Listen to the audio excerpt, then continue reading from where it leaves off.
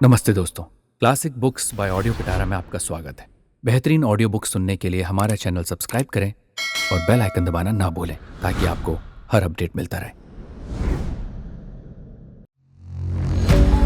Audio पिटारा सुनना जरूरी है। पंचतंत्र। नमस्कार, मेरा नाम है ऋचा और आप सुन रहे हैं ऑडियो पिटारा और मैं लेके आई हूँ विष्णु शर्मा की लिखी संपूर्ण पंचतंत्र की कहानियाँ। इस कहानी का नाम है जीर्ण धन बनिए का तराजू। किसी जगह में जीर्ण धन नाम का एक बनिया रहता था।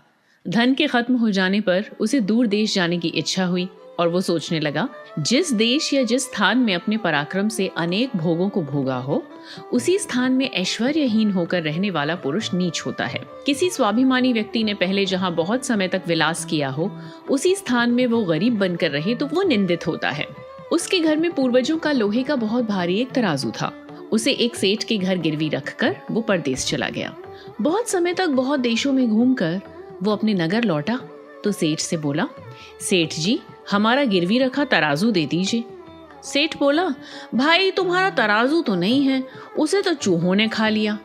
जीर्ण धन बोला, सेठ जी, यदि उसे चूहों ने खा लिया तो इसमें आपकी क्या गलती है?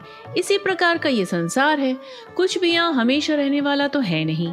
अच्छा, अब मैं नदी में स्नान करने जाऊंगा, इसलिए आप अपने बालक धनदेव को मेरे साथ भेज दीजिए। सेठ भी चोरी खुल जाने के डर से शंकित होकर अपने पुत्र से बोला, पुत्र, ये तुम्हारे चाचा स्नान के लिए नदी में जा रहे हैं, तुम नहाने का सामान लेकर इनके साथ चले जाओ। अहो, ये अच्छा ही कहा है। कार्य, कारण, भय तथा लोभ के बिना केवल भक्ति से कोई मनुष्य किसी का कुछ अच्छा नहीं करता। जहाँ बिना किसी काम या कारण के बहुत आदर हो रहा हो, उस स्थान में संदेह जरूर करना चाहिए, क्योंकि वो परिणाम में बुरा होता है। बनिए का बेटा स्नान का सामान लेकर खुशी खुशी जीर्ण धन के साथ चला गया। जीर्ण धन ने स्नान करके उस बालक को नदी के पास की गुफा में रखकर उस गुफा का दरवाजा एक बड़ी चट्टान से ढक दिया और बहुत जल्दी घर लौट आया। तब उस सेठ ने पूछा, ओ जीर्ण धन, मेरा पुत्र कहाँ है जो तुम्हारे साथ नदी में स्नान के लिए गया था? वो बोला, नदी के किनारे से उसको बाज उठा ले गया। सेठ बोला, अरे झूठे, क्या बाज भी बालक को उठा ले जा सकता है? मेरे पुत्र को दे दो, नहीं तो मैं राज दरबार में नालिश करूंगा। वो बोला, ओ सच बोलने वाले, जैसे बाज बालक को नहीं ले जा सकता, वैसे ही चूहे भी लोहे के तराजू नहीं खा सकते। यदि अपना पुत्र चाहते हो तो मेरा तराजू दे दो। इस प्रकार दोनों विवाद करते हुए राज दरबार में गए। वहां सेठ ऊंचे स्वर से चिल्लाया, बहुत अन्याय है, बहुत अन्याय है, इस चोर ने मेरा पुत्र चुरा लिया है। तब धर्माधिकारी उससे बोले, तुम सेठ का पुत्र लौटा दो। ये बोला, मैं क्या करूं, मेरे देखते देखते नदी के किनारे से बाज बालक को उठा कर ले गया।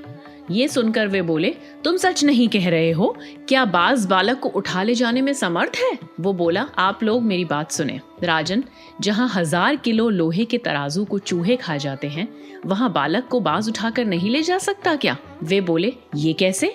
तब सेठ ने सब लोगों से शुरू से अंत तक सारी बात सुना दी।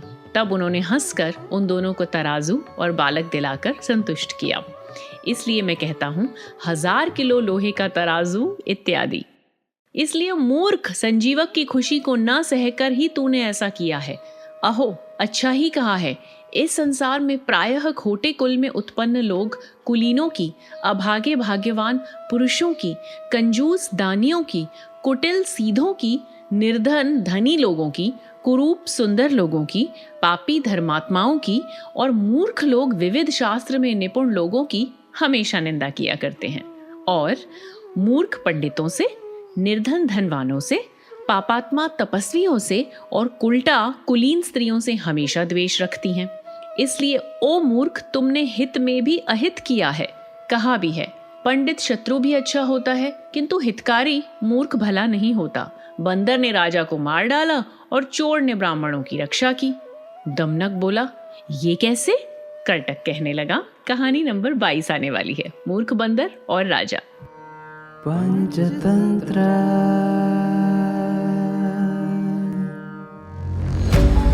ऑडियो पिटारा सुनना जरूरी है। दोस्तों, आपको ये कहानी कैसी लगी हमें जरूर बताइएगा। लाइक और कमेंट कीजिए और अपने दोस्तों के साथ ये कहानी जरूर शेयर कीजिए। Thank you so much. Audio पिटारा सुनना जरूरी है।